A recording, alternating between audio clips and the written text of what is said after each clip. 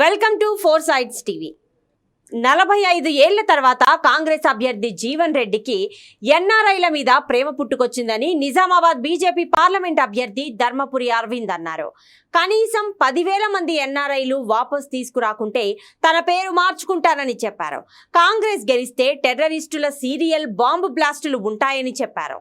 40 ఏళ్లుగా జగిత్యాలకు జీవన్ రెడ్డి చేసిందేమీ లేదని, తాను పసుపు బోర్డును తీసుకొచ్చానని అరవింద్ అన్నారు.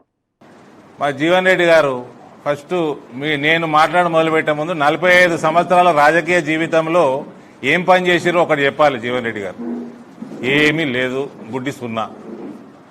రెండోది, ఇప్పుడు గల్ఫ్ బోర్డు పెడతామంటున్నారు, నిజాం షుగర్ ఫ్యాక్టరీ తెరుస్తామంటున్నారు 17 సెప్టెంబర్ నాడు.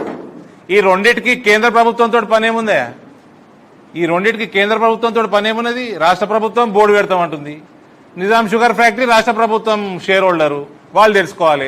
ఎంపీ ఎలక్షన్లలో ఓట్లాడు ఎందుకు? ఈ రెండింటికి ఎంపీ ఎలక్షన్లలో ఓట్లాడు ఎందుకు? అంటే ఎంత మభ్యపెట్టిస్తారంటే, అలా ఎడారులు ఉన్నారయ్యా.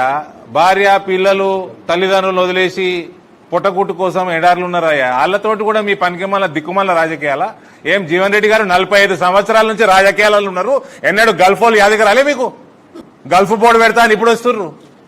ఇండియన్ పీపుల్ ఫోరంలా జితేంద్ర గారు చెప్పినట్టు 24 మంది డాక్టర్లు 24 గంటలు ఏం ప్రాబ్లం వచ్చినా సేవ చేయడానికి సిద్ధంగా ఉంటారు.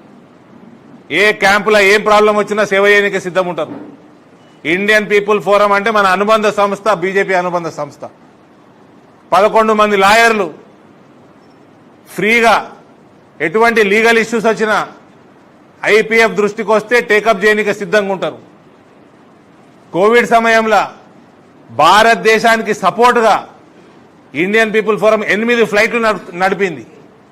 సీఎం రేవంత్ రెడ్డితో పాటు కాంగ్రెస్ పార్టీపై బీజేపీ ఎంపీ ధర్మపురి అరవింద్ సంచలన కామెంట్స్ చేశారు. బీజేవైఎం కార్యకర్తల సమావేశంలో అరవింద్ మాట్లాడుతూ రేవంత్ రెడ్డి బీజేపీలో చేరటం ఖాయమంటూ మరోసారి అరవింద్ స్పష్టం చేశారు. బీజేపీని తట్టుకోవడం కాంగ్రెస్ తో అయ్యే పని కాదని, ఏబీవీపీ నుంచి వచ్చిన రేవంత్ రెడ్డి రేపో మాపో బీజేపీలో చేరుతారన్నారు. తెలంగాణలో కాంగ్రెస్ ను ఖాళీ చేసి రేవంత్ రెడ్డి బీజేపీలో చేరుతారని, రాష్ట్రంలో బీజేపీ బలపడకుండా కేసీఆర్ మాత్రమే కంట్రోల్ చేయగలిగాడన్నారు. ప్రస్తుతం బీజేపీని అడ్డుకోవడం కాంగ్రెస్ వల్ల కావడం లేదన్నారు.